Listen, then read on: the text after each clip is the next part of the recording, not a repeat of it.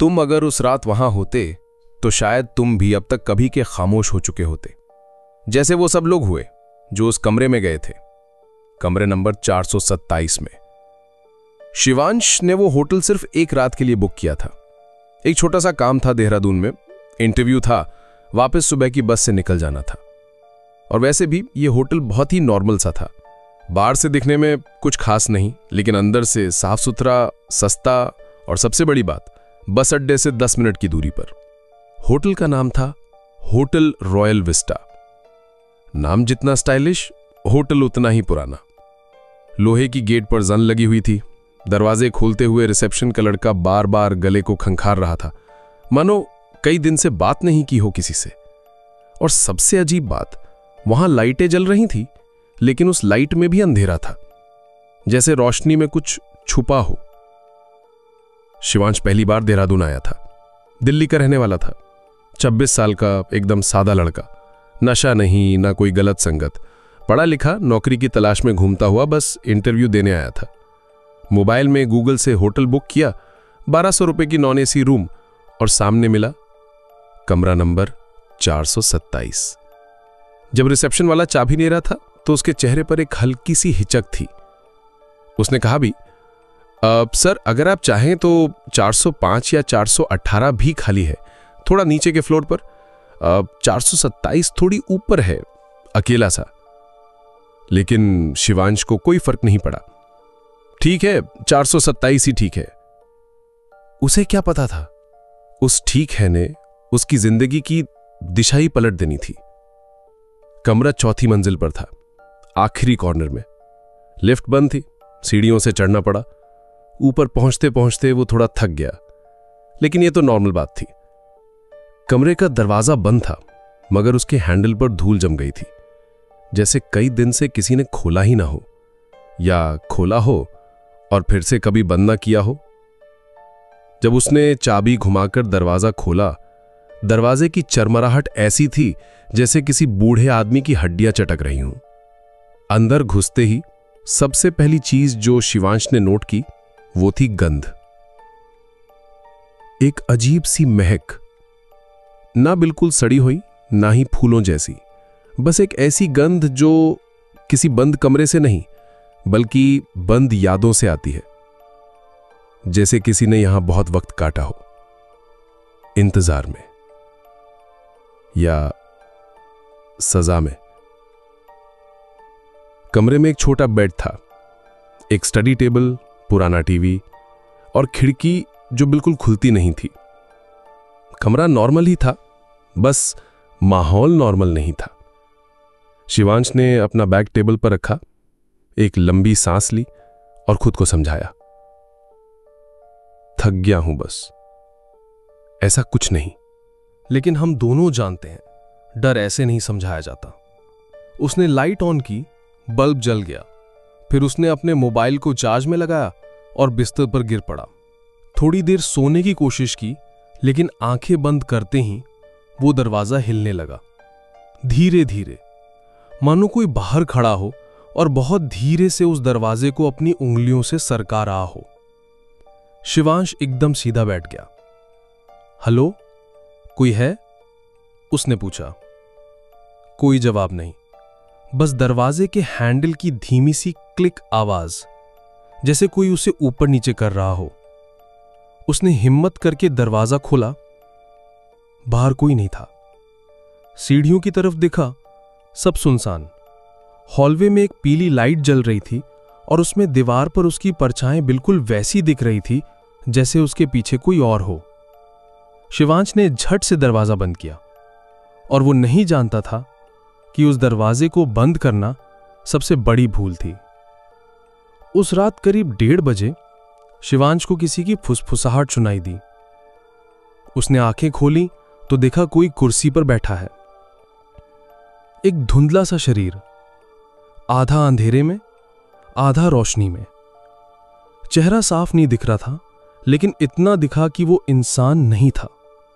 उसकी गर्दन झुकी हुई थी और उसके होठ हिल रहे थे, जैसे वो कुछ बुदबुदा रहा हो, लेकिन आवाज शिवांश के कान के पास से आ रही थी।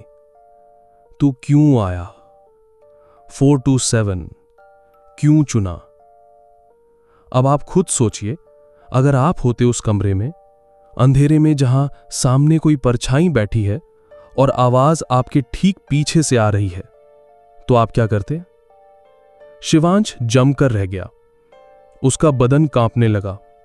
उसने मोबाइल उठाकर टॉर्च ऑन की, लेकिन जैसे ही रोशनी उस चेयर पे पड़ी, वो परछाई गायब हो गई और कुर्सी पर पड़ा था एक पुराना अखबार, जिसकी हेडलाइन थी कि कमरा नंबर 427 में तीसरी मौत, होटल फिर भी खुला। उस पल शिवांश को ऐसा महसूस हुआ जैसे किसी ने उसके हाथ से मोबाइल झटक दिया हो। मोबाइल जमीन पर गिरा और स्क्रीन ब्लैक हो गई। उसने झुककर उठाने की कोशिश की, लेकिन कमरा जो अभी तक ठंडा था अचानक गर्म होने लगा। नहीं, सिर्फ गर्म नहीं, दम घुटाने वाली गर्मी, जैसे कोई बहुत तेज सांसें ले रहा हो उसके आसपास, और वह सांसें कमरे की हवा को खा रही हूं। शिवांश ने अपने बदन से पसीना पोंछा और दरवाजे की ओर भागा। दरवाजा खोला, लेकिन बाहर बिल्कुल सन्नाटा। वो गलियारा जो पहले हल्की रोशनी में डूबा हुआ था, अब बिल्कुल काला था, जैसे होटल ने खुद अपनी आंखें बंद कर ली हो। हेलो, उसकी आवाज दीवार से टकराकर वापस आई, लेकिन जवाब कोई नहीं आया। उसने तेजी से सीढ़ियों की ओर भागने की कोशिश की, लेकिन कुछ कदम चलने पर वो वहीं वापस खड़ा था, अपने कमरे के सामने 427। उसका दिल एकदम सूख गया। मैं नीचे जा रहा था ना, मैं फिर से यही कैसे? जैसे होटल ने उसे घूमती हुई सीढ़ी में फंसा दिया, जैसे कोई भूल भुलैया थी ये, और होटल अब उसके खिलाफ था। शिवांश ने घबराकर नीचे झांका।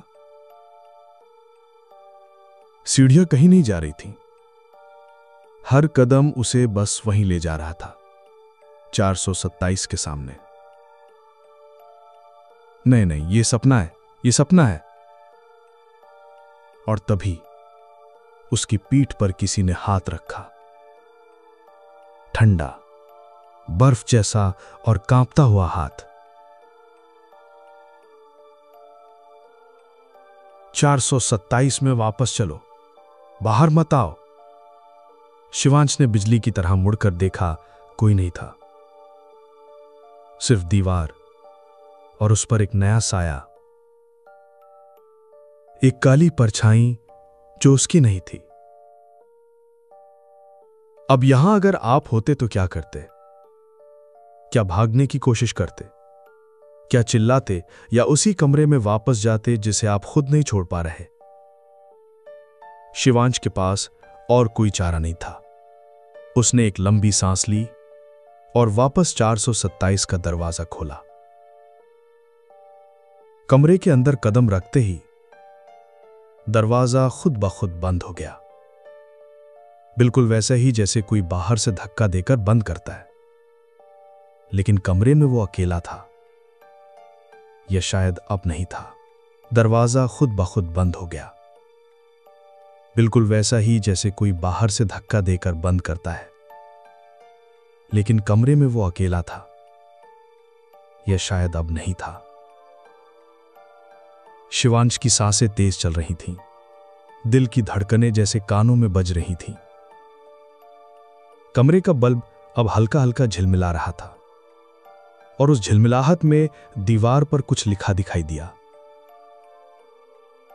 धीरे धीरे, जैसे दीवार पर किसी ने उंगली से खून में लिखना शुरू किया हो। यहां कोई नहीं मरता, यहां लोग खुद को छोड़ जाते हैं। शिवांश वहीं ठिठक गया। उसने आंखें मली, लेकिन वो लाइन अब भी थी, और अब उसके नीचे एक और नाम उभर आया था, आरव। वो नाम उसे कहीं सुना हुआ लगा। वो कुर्सी की तरफ बढ़ा। वहां वही पुराना अखबार रखा था, जो अब एकदम साफ लग रहा था, जैसे उसे अभी किसी ने प्रेस करके रखा हो। उसने वो अखबार पलट कर देखा। 3 मौतें, 3 कहानियां, 3 तारीखें और 3 नाम, आरव, श्वेता और कुमार रवि। हर मौत के बाद रिपोर्ट में लिखा था, कोई निशान नहीं, कोई खून नहीं, कोई सबूत नहीं, सिर्फ एक बंद दरवाजा और एक टूटी हुई सांस। अब सवाल यह था कि अगर ये सब मर चुके थे तो ये सब अभी भी यहां क्यों थे? और इससे बड़ा सवाल कि क्या ये सब अब अकेले नहीं थे? क्या अब चौथा नाम भी जुड़ने वाला था? उसने कमरे में इधर उधर ढूंढना शुरू किया। टीवी के नीचे एक दराज थी, अंदर एक पुरानी मोटी सी डायरी रखी थी।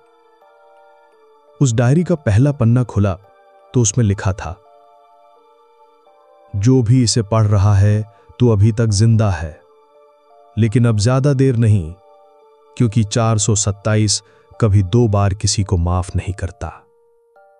उसके बाद के पन्नों में सिर्फ एक ही चीज बार बार लिखी हुई थी, मैं यहां नहीं आना चाहता था, उन्होंने मुझे बुलाया। मैं यहां नहीं आना चाहता था, उन्होंने मुझे बुलाया। मैं यहां नहीं आना चाहता था, उन्होंने मुझे बुलाया। हर लाइन एक जैसी लिखी गई थी, लेकिन आखिरी लाइन कुछ अलग थी। अगर कोई इसे पढ़ रहा है तो तू अगला है। तू 427 से निकलेगा नहीं, और अगर निकलेगा तो तेरे साथ वो भी जाएगा। अब यहां जरा ठहरिए, सोचिए, अगर आप उस जगह होते और आपको लगता कि ये कमरा अब आपको कभी जाने नहीं देगा, कि इस कमरे के साथ एक ऐसी चीज जुड़ी है जो अब आपको भी पकड़ चुकी है, तो आप क्या करते? शिवांश अब कांप रहा था, पसीने से भीगा हुआ। उसके मोबाइल में नेटवर्क चला गया था। बाहर जाने की कोशिश की, दरवाजा अब लॉक नहीं था पर खुल नहीं रहा। उसने खिड़की की तरफ दौड़ लगाई, लेकिन खिड़की के बाहर शहर नहीं था। सामने बस एक भयानक अंधेरा था, काला, गाढ़ा और सांस खींच लेने वाला सन्नाटा। मुझे यहां से निकलना है, सुन रहे हो? कोई है? और जवाब में आवाज आई, एक धीमी, खौफनाक आवाज, अब तुम हमारे साथ हो। अब 427 का हर मेहमान हमेशा का मेहमान होता है। रात के 3:15 पर दरवाजा अपने आप खुला। शिवांश बेहोश पड़ा था। अगली सुबह होटल का रिसेप्शन न लड़का सीढ़ियां चढ़कर ऊपर आया, क्योंकि 427 से बार बार टीवी ऑन ऑफ होने की आवाज आ रही थी। जब उसने कमरा खोला, शिवांश वहीं था, बेहोश मगर जिंदा। लेकिन उसकी आंखें खुली थीं और वो पलकें नहीं झपक रहा था। उसके होंठ हिल रहे थे, बहुत धीरे। वो बुदबुदा रहा था, मैं यहां नहीं आना चाहता था, उन्होंने मुझे बुलाया। मैं यहां नहीं आना चाहता था, उन्होंने मुझे बुलाया। मैं यहां नहीं आना चाहता था, उन्होंने मुझे बुलाया। मैं यहां नहीं आना चाहता था, उन्होंने मुझे बुलाया। मैं यहां नहीं आना चाहता था, उन्होंने मुझे बुलाया। मैं यहां नहीं आना चाहता था, उन्होंने मुझे बुलाया।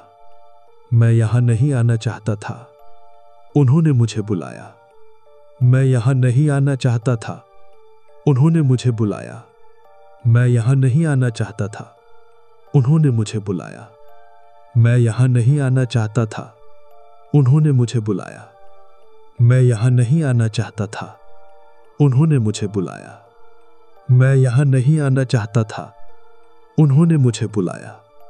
मैं यहां नहीं आना चाहता था, उन्होंने मुझे बुलाया। मैं यहां नहीं आना चाहता था, उन्होंने मुझे बुलाया। मैं यहां नहीं आना चाहता था, उन्होंने मुझे बुलाया। मैं यहां नहीं आना चाहता था, उन्होंने मुझे बुलाया। मैं यहां नहीं आना चाहता था, उन्होंने मुझे बुलाया। मैं यहाँ नहीं आना चाहता था, उन्होंने मुझे बुलाया। मैं यहाँ नहीं आना चाहता था, उन्होंने मुझे बुलाया। मैं यहाँ नहीं आना चाहता था, उन्होंने मुझे बुलाया। मैं यहाँ नहीं आना चाहता था, उन्होंने मुझे बुलाया। मैं यहाँ नहीं आना चाहता था, उन्होंने मुझे बुलाया। मैं यहाँ नहीं आना चाहता था, उन्होंने मुझे बुलाया। मैं यहाँ नहीं आना चाहता था, उन्होंने मुझे बुलाया। मैं यहाँ नहीं आना चाहता था, उन्होंने मुझे बुलाया।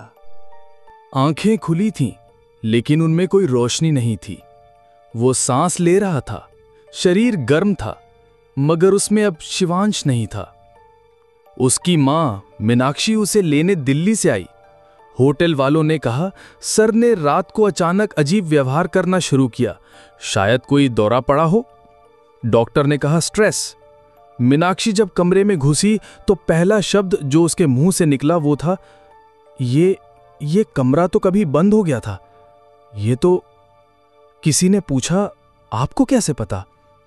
उसने सिर्फ इतना कहा, क्योंकि मैं इस कमरे में पहले भी एक बार आई थी, 25 साल पहले। यहां कहानी पहली बार पीछे जाती है। साल है 1998। एक नवविवाहित जोड़ा मीनाक्षी और अरविंद हनीमून के लिए मसूरी जा रहे थे। ट्रेन लेट हुई, बस छूट गई और रात को देहरादून में एक होटल में रुकना पड़ा। होटल वही रॉयल विस्ता, कमरा 427। तब कमरे के बारे में कोई अफवाह नहीं थी।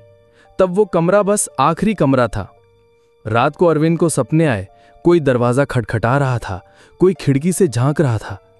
मीनाक्षी को कुछ महसूस नहीं हुआ, लेकिन अगली सुबह अरविंद का चेहरा नीला पड़ चुका था। वो बिस्तर से उठ नहीं रहा था। डॉक्टर ने कहा अचानक हार्ट अटैक, लेकिन रिपोर्ट में कुछ नहीं मिला। ना ब्लड प्रेशर हाई था, ना कोलेस्ट्रॉल, ना कोई दिल की बीमारी।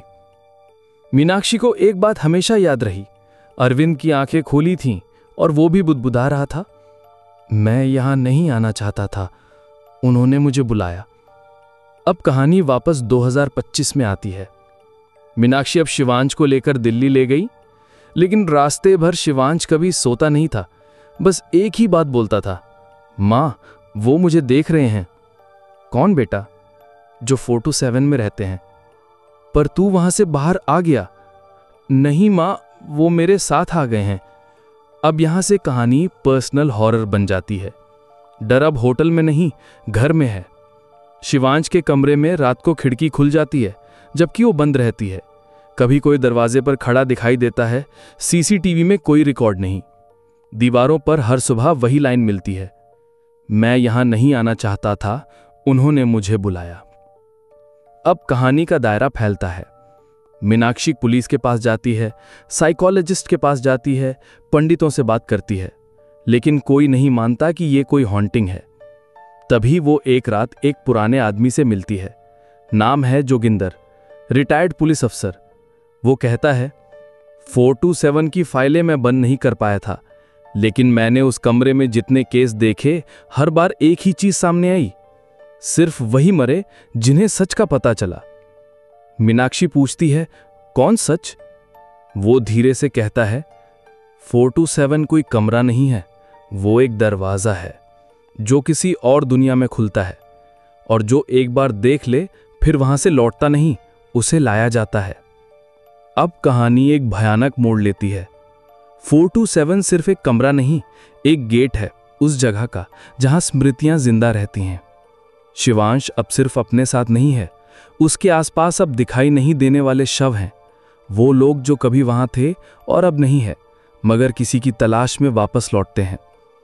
427 हर 11 साल में किसी को बुलाता है। 1998 में अरविंद, 2009 में श्वेता, 2020 में कुमार रवि, 2025 में शिवांश। लेकिन इस बार एक चीज अलग है, शिवांश वापस आया है। 427 ने पहली बार अपने नियम तोड़े हैं, लेकिन क्यों उसे मारा नहीं गया? क्यों उसे बाहर फेंका नहीं गया? क्योंकि शिवांश अब सिर्फ इंसान नहीं रहा, वो अब दरवाजा बन चुका है। और कहानी यहीं खत्म नहीं होती। अब दिल्ली के उस मकान में कमरा नंबर 427 धीरे धीरे बनने लगा है। दीवारों में वही गंध, छत से वही आवाजें, और खिड़की के बाहर वही अंधेरा। 427 अब देहरादून में नहीं था, 427 अब दिल्ली में था।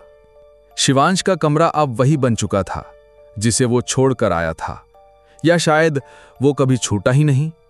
उस रात मीनाक्षी की नींद टूटी। उसने सुना कि कोई बहुत धीरे से, बहुत ठहराव में कुछ पढ़ रहा है, जैसे संस्कृत का कोई श्लोक, मगर तोड़ मरोड़ कर। वो शिवांश के कमरे की ओर दौड़ी। कमरे का दरवाजा अंदर से खुला था। अंदर एक मोमबत्ती जल रही थी और शिवांश जमीन पर बैठा था, आंखें बंद, दोनों हाथ घुटनों पर, और उसके चारों तरफ एक गोल चार्ट बना था। लेकिन वो अकेला नहीं था। उसकी परछाई के पीछे एक और परछाई थी, बिल्कुल उसके जैसी, मगर उल्टी। चेहरे का उल्टा आकार, टेढ़ी चाल, उल्टा फलक, जैसे उसे उल्टी दिशा में देखा जा रहा हो। शिवांश? मीनाक्षी की आवाज थरथरा गई। शिवांश ने आंखें खोली, मगर वो आवाज सुनकर चौंका नहीं। उसने बस धीमे से कहा, मां, अब मैं सिर्फ मैं नहीं हूं। अब से कहानी एक और डायमेंशन में प्रवेश करती है। डॉक्टर्स, बाबा, तांत्रिक, साइंटिस्ट, सभी ने हार मान ली। 427 के अंदर क्या है ये किसी को नहीं पता था, क्योंकि जो जान गया वो इंसान नहीं रहा। फ्लैशबैक, वर्ष 1957। होटल रॉयल विस्टा पहली बार खुला। उस जमीन पर पहले एक सरकारी संस्थान चलता था, जहां साइकोलॉजिकल आइसोलेशन टेस्टिंग किया जाता था। एक गुप्त प्रोजेक्ट सरकार और सेना का। 427 कोई होटल रूम नहीं था, वो एक साइलेंस चैम्बर था। एक ऐसा कमरा जिसमें किसी को 21 दिन के लिए बंद किया जाता था, बिना खिड़की, बिना घड़ी, बिना आवाज के। यह प्रयोग मानव मन की सीमा जानने के लिए किया गया था। लेकिन 427 में पहला टेस्ट 7वें दिन ही बंद कर दिया गया। क्यों? क्योंकि बंद किया गया व्यक्ति जब बाहर आया तो उसने सिर्फ एक वाक्य कहा, मुझे किसी ने नाम लेकर बुलाया था, लेकिन कमरे में मैं अकेला नहीं था। उसी रात वो व्यक्ति अपने सिर की खाल खुद फाड़ते हुए मर गया। प्रोजेक्ट बंद कर दिया गया और उस जगह को सील कर दिया गया। 1957 से 1984 तक वो कमरा बंद पड़ा रहा। फिर एक बिजनेसमैन ने वहां होटल खोल दिया, क्योंकि सरकारी रिकॉर्ड्स गायब हो चुके थे। लेकिन कमरा खुला नहीं, कमरा जाग गया। वर्तमान 2025। शिवांश अब चीजों को देखने लगा था जो हम तुम नहीं देख सकते। वो तस्वीरें बनाता था जिनमें सिर्फ उसके अलावा लोग होते थे। वो बातें सुनता था जिन्हें बोलने वाला इस दुनिया का नहीं था। एक रात उसने अपनी मां से पूछा, मां, अगर तुम्हें लगे कि मैं अब वो नहीं हूं जो मैं था, तब भी क्या तुम मुझे अपनाओगी? मीनाक्षी ने कांपते हुए कहा, तू मेरा बेटा है, चाहे जैसा भी हो। उसने जवाब दिया, फिर भी सोच लो मां, क्योंकि अब मैं बेटा कम, दरवाजा ज्यादा हो चुका हूं। उस रात दिल्ली के एक मकान में शोर मच गया। सीसीटीवी फुटेज में दिखा कमरे का दरवाजा खुद ब खुद खुला और कमरे से 7 अलग अलग परछाइयां बाहर निकली। हर परछाई में एक चेहरा था जो कभी 427 में मरा था। आरव, श्वेता, कुमार रवि, अरविंद और 3 अनजान चेहरे। सबके पीछे था शिवांश। अब डॉक्टर्स, मीडिया, वैज्ञानिक सब इसमें घुस आए, मगर कोई भी ये नहीं समझ सका कि 427 बंद क्यों नहीं होता। जो मर जाते हैं वो वापस क्यों आते हैं, और सबसे अहम, शिवांश बचा कैसे? असली रहस्य यही था। 427 ने पहली बार किसी को जिंदा छोड़ा था, क्योंकि उसे एक नया दरवाजा चाहिए था। अब 427 एक जगह नहीं, एक सिस्टम बन गया था। एक ऐसा आत्मिक नेटवर्क जिसमें दरवाजे चलते फिरते लोग बनते जा रहे थे। अब हर शहर में एक 427 है। कोई होटल में, कोई फ्लैट में, कोई बंद स्कूल में और कोई किसी के घर में। मीनाक्षी एक पुराना वीडियो देख रही होती है। वीडियो में एक बच्चा है, 5 साल का शिवांश। वो दीवार पर कुछ पेंसिल से लिख रहा है।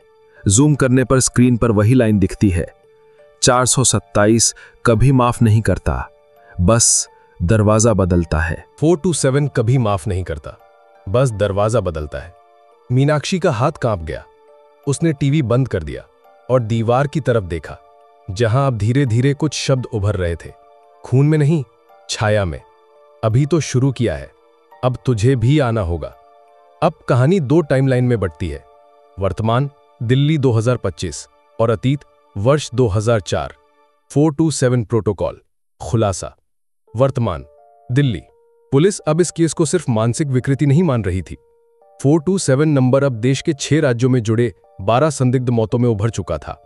एक विशेष टीम बनाई गई, नाम रखा गया ICD, investigation of contain dimensions. Team में शामिल था ACP राघव सरीन, एक सख्त, रैशनल लेकिन टूट चुका अफसर, और डॉक्टर ऐश्वर्या मेहरा, एक न्यूरो साइंटिस्ट जो मानती थी कि 427 एक माइंड प्रोजेक्शन वायरस है। पर जब उन्होंने CCTV देखा जिसमें एक बच्चा शिवांश दीवारों पर ऐसे नाम लिखता है जो फाइलों में सील थे, तो उन्हें मानना पड़ा, ये सिर्फ दिमाग का खेल नहीं, ये कुछ और है। अतीत 2004। गुप्त फाइल 427 प्रोटोकॉल। एक सरकारी अफसर विनोद चतुर्वेदी अपनी अंतिम रिपोर्ट फाइल कर रहा था। रिपोर्ट में लिखा था, हमने जिन 17 लोगों को 427 में रखा, उनमें से 12 लोगों ने अंदर एक जैसी चीजें देखी, एक काली सीढ़ी, एक चौराहा और अपने ही मरे हुए शरीर। और अंत में सभी ने एक वाक्य कहा, उन्होंने बुलाया था, मैं नहीं जाना चाहता था। उस रिपोर्ट को हाई रिस्क साइकिक इन्फेक्शन का नाम दिया गया। 427 को फिर से सील कर दिया गया। पर सवाल यह था, किसने बुलाया? फिर आता है कहानी का सबसे भयावह मोड़। दिल्ली में शिवांश अब सिर्फ आवाजें नहीं सुन रहा था, वो आदेश सुन रहा था। उसने पुलिस को खुद कॉल किया, अब 427 सिर्फ मैं नहीं हूं, आप सब हैं। और फिर उसने एक लाश की लोकेशन बताई जो 12 साल से मिसिंग थी, श्वेता की। ACP राघव टीम लेकर उस लोकेशन पर गया। जमीन खोदी गई और वहां वाकई एक कंकाल मिला। DNA टेस्ट से पुष्टि हुई, वही श्वेता जो 2013 में होटल रॉयल विस्टा से अचानक गायब हुई थी। अब यह मामला मर्डर इन्वेस्टिगेशन में बदल गया। लेकिन शिवांश उस जगह का नाम कैसे जानता था? एक आदमी जो कभी श्वेता से मिला नहीं, उसके सपने, उसकी मौत, उसकी लाश की जगह कैसे बता सकता था? अब कहानी बढ़ गई थी। पुलिस समझ रही थी ये कोई सीरियल किलर का साइकोलॉजिकल पैटर्न है। वैज्ञानिक मान रहे थे ये मास टेलीपैथिक इन्फेक्शन है। लेकिन सिर्फ मीनाक्षी जानती थी, ये सिर्फ एक दरवाजा है जो अब सबके अंदर खुल रहा है। अंतिम सप्ताह, आखिरी 6 दिन। 427 का असर अब सिर्फ एक कमरे तक सीमित नहीं रहा। देश के अलग अलग हिस्सों से रिपोर्ट आने लगी। एक ट्रेन में अचानक 3 यात्री अपनी आंखें खोलकर बुदबुदाने लगे, 427। एक स्कूल की 4th क्लास के बच्चे दीवारों पर एक जैसे नंबर लिख रहे थे, 427, 427, 427। एक नर्सिंग होम की बुजुर्ग महिला मरने से पहले बोली, उस कमरे में मेरा बच्चा भी था। अब देश के सामने 2 विकल्प थे, इसे पागलपन की लहर मानकर दबा दो या स्वीकार करो कि 427 एक एंटिटी है, एक जिंदा, बढ़ती, आत्मा चूसने वाली इकाई। और तब 427 ने अपना आखिरी खेल खेला। शिवांश गायब हो जाता है। पुलिस, मीनाक्षी, सरकार सब उसे ढूंढ रहे हैं। और इस दौरान खुलता है 427 का असली इतिहास, और वो एक नाम जिसे सबने छुपाया था,